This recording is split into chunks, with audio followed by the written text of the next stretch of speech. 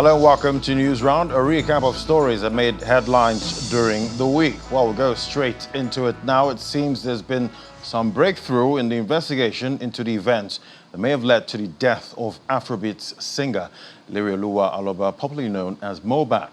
This follows the revelation by the Lagos State Police Command that an auxiliary nurse identified as Feyisayo Ogedengbe is the prime suspect in the case.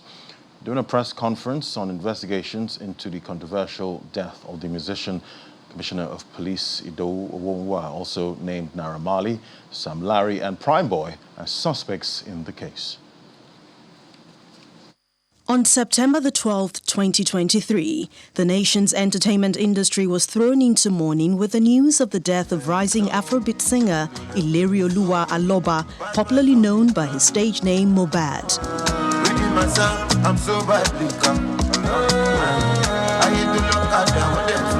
The singer was buried by his family the day after he died, fueling widespread anger and suspicions about how he died. Since then, a whole lot has happened, as his supporters believed that there was more to his demise than meets the eye, as the exact cause of his death remained unknown. From Osogbo in Osun State to Abeokuta in Ogun State, down to Lagos and other parts of the country, his fans hit the streets in protest demanding justice for Imole. Thereafter, the Lagos State Police Command announced an investigation into events leading to his death, a move that led to the exhumation of the singer's body for an autopsy. Still in search of clues about his death, the police arrested a Lagos-based music promoter Sam Larry, as well as Naira Marley, the boss of Mohbad's former record label, believing they could provide useful information that could unravel the mysteries surrounding his death.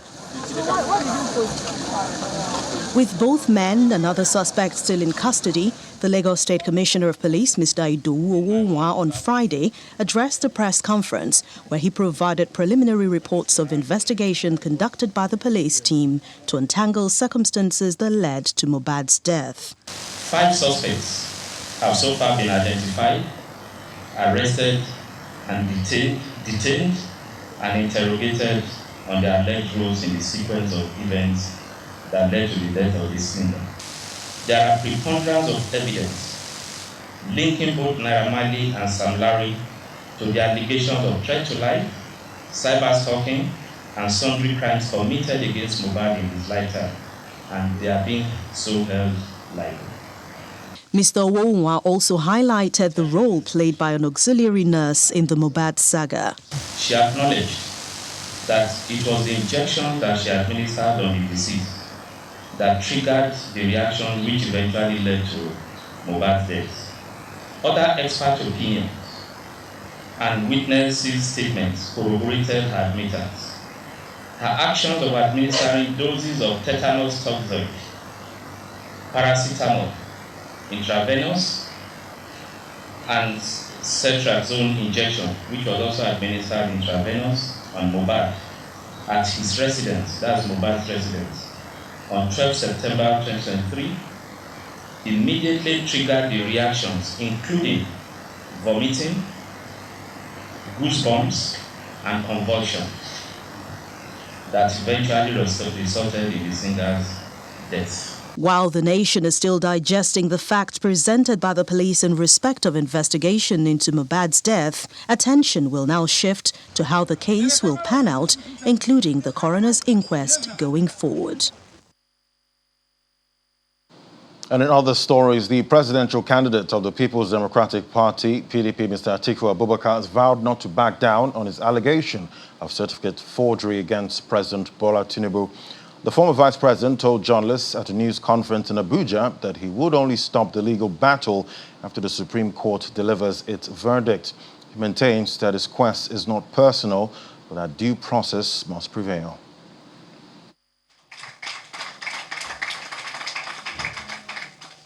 The former vice president and 2023 presidential candidate of the People's Democratic Party takes to the podium to address journalists on the latest in his quest to validate the documents submitted to INEC by President Bola Tinubu.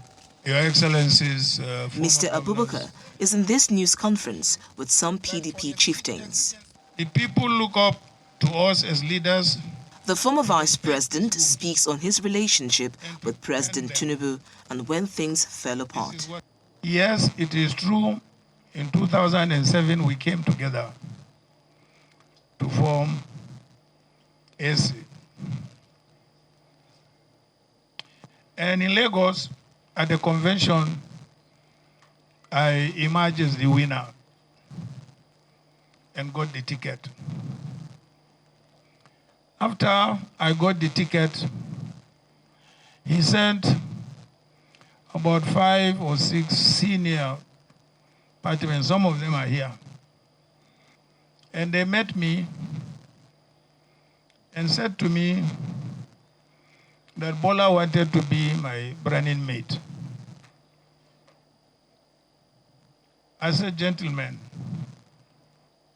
what would be your reaction to have a Muslim ticket?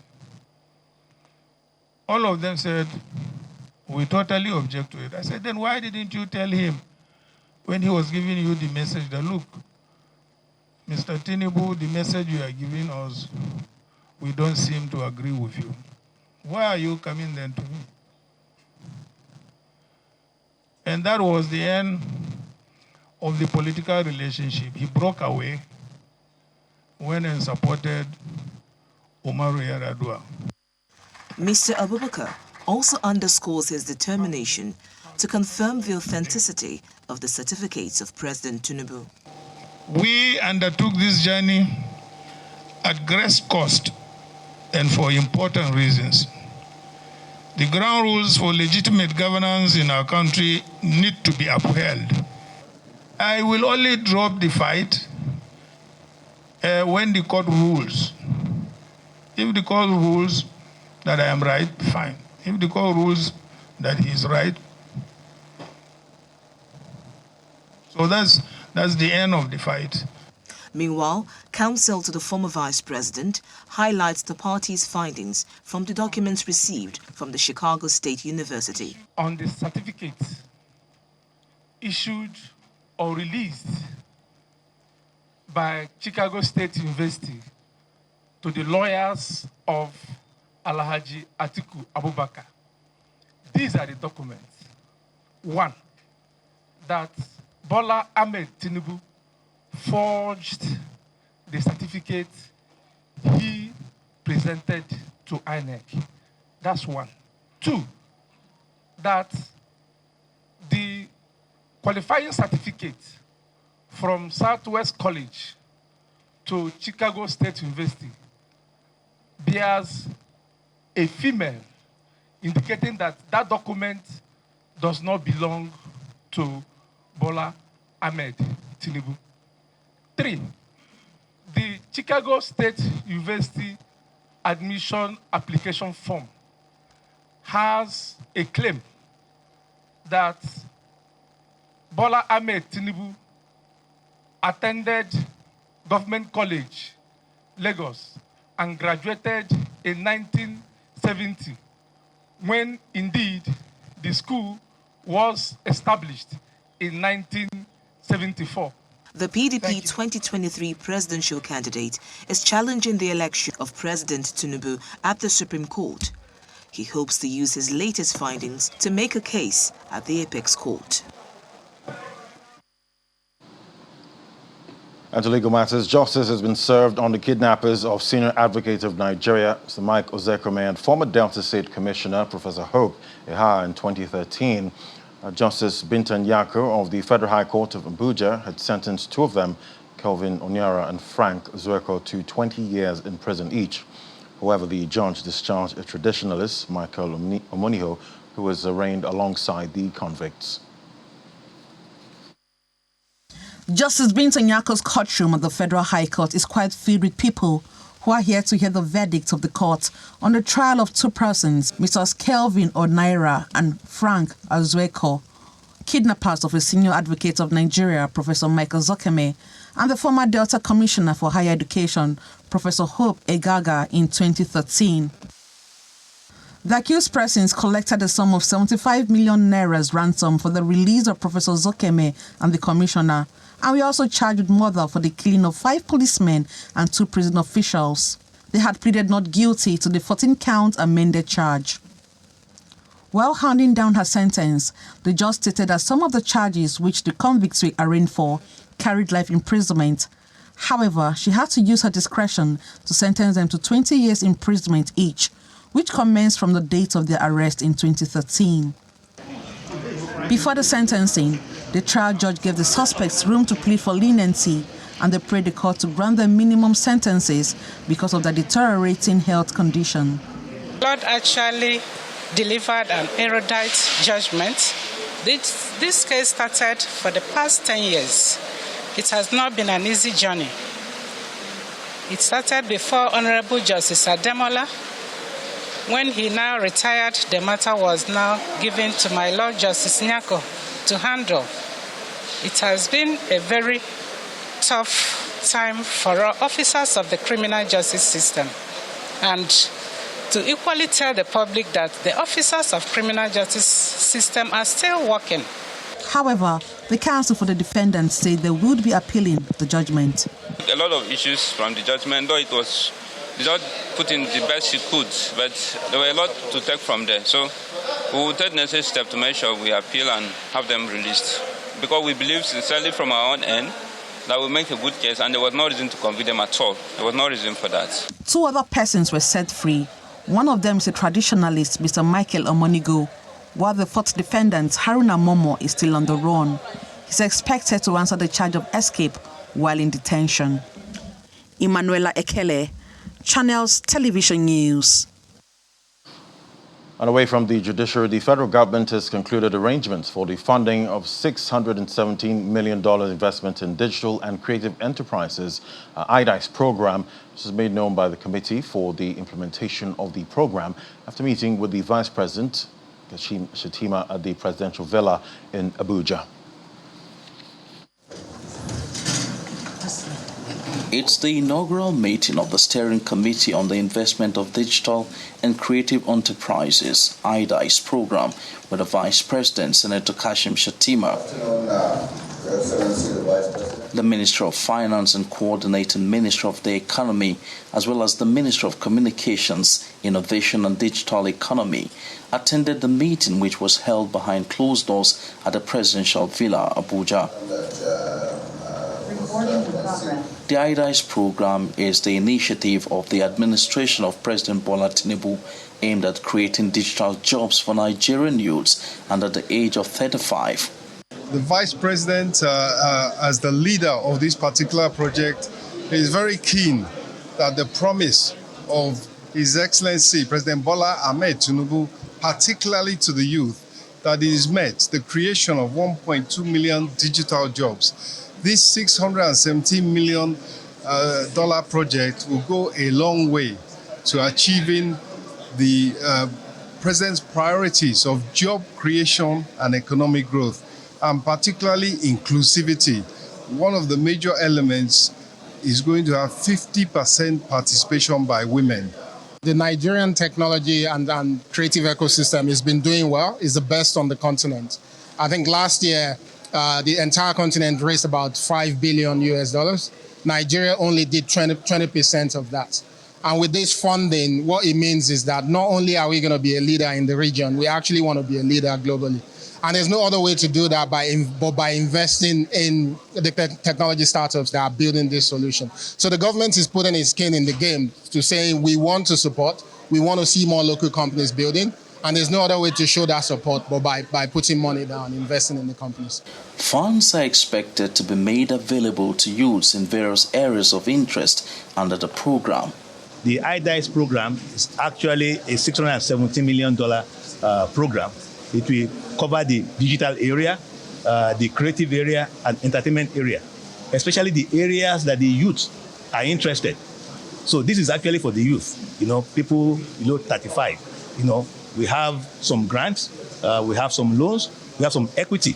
And for the startups, government is hoping that some new unicorns are going to emerge from this particular program. The iDice program is expected to be launched in November 2023, and in addition to creating jobs, it is also expected to impact on the Nigerian technology industry through the promotion of the activities of start-up businesses. Emperor Simon, Channels Television News. Welcome back. Over to the National Assembly, where there was a mild scare at the Senate after one of the three ministerial nominees slumped during their screening by the lawmakers. The nominee from Kaduna State, Mr. Balarabe Lawal, suddenly slumped while making his presentation. He was later revived and moved in an ambulance to a hospital for medical care. That was before the lawmakers confirmed him alongside two other nominees. Distinguished actors, one moment he's reeling out his vision for the Ministry of Environment, and the next moment he slumps during a ministerial screening exercise on Wednesday. I have participated in various professional development programs, including the general management courses, and also I have worked directly in areas of visibility and in areas of environmental protection. Water, give me water. Water and sugar. Members of the National Assembly security team and staff spring into action, trying to revive Mr. Balarabe Lawal, the ministerial nominee from Kaduna State.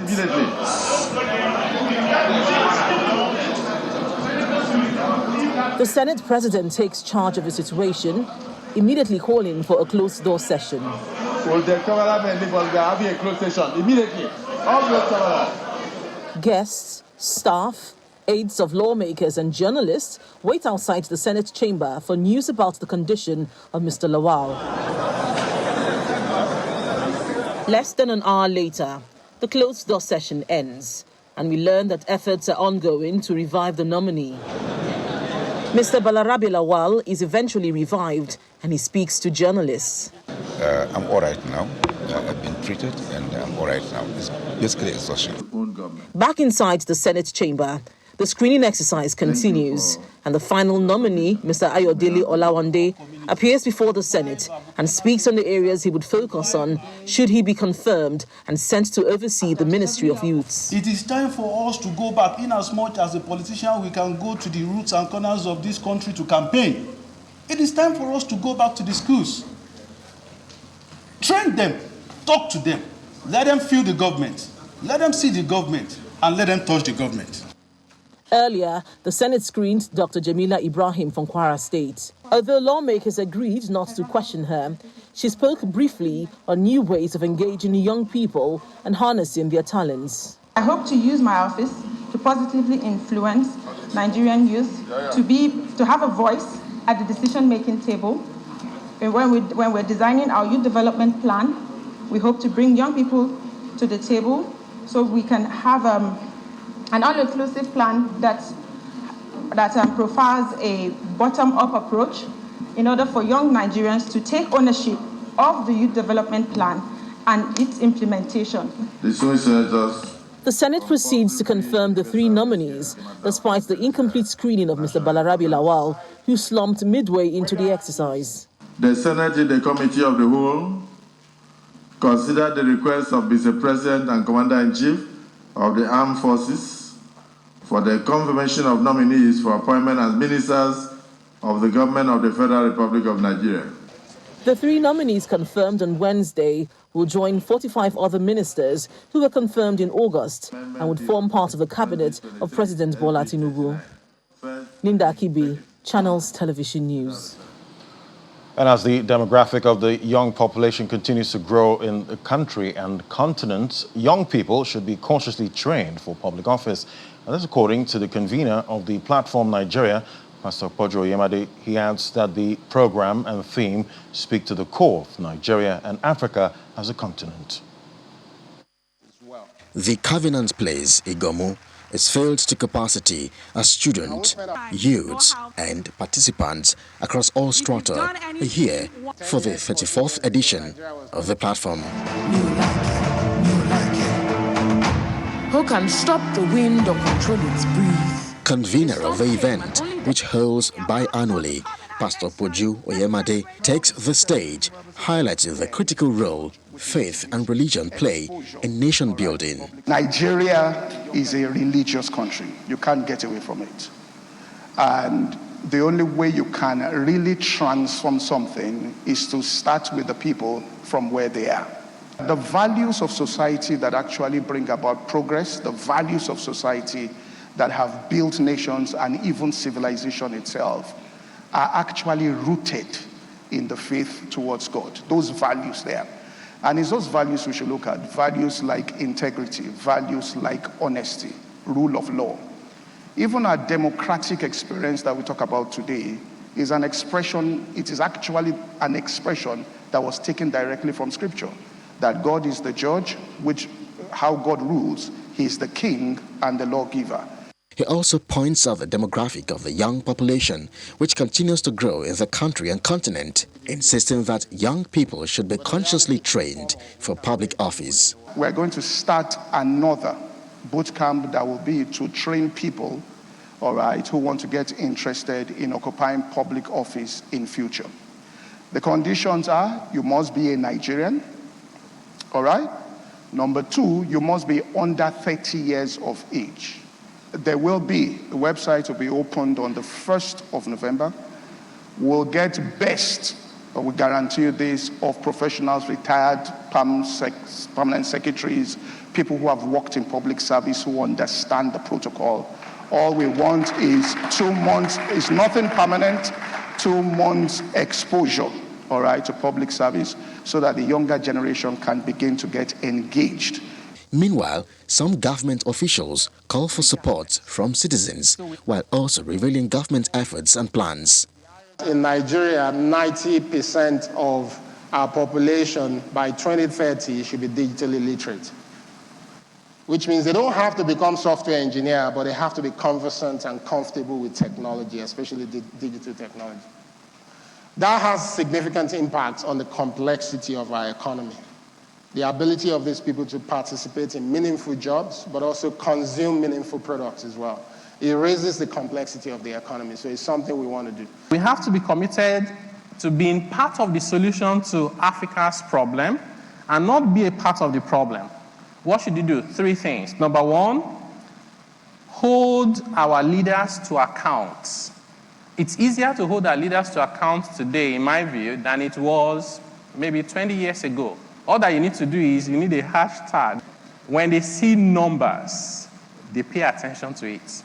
And then an array of facilitators from the continent also take turns to speak. The future belongs to those who can imagine it, design it, and execute it. So the future is no longer about what you have in the ground or what Nigeria has as natural resources. It is about what our imagination can give to us as a people and our ability to implement that, to design it, and to bring it to fruition. And that is what is driving the rest of the world today. If UAE can move away from oil wealth, what are we doing as Nigeria? In this moment and in this season, I think as a generation, we are called to truly understand what it's going to take, one and all, to work with each other, but to build with each other. This is, I think, the generational mission of the platform. I said this to my brother, Pastor Poju, the last time, and I will say it now here publicly, that what has started as the platform Nigeria, in my mind, needs to be the platform Africa.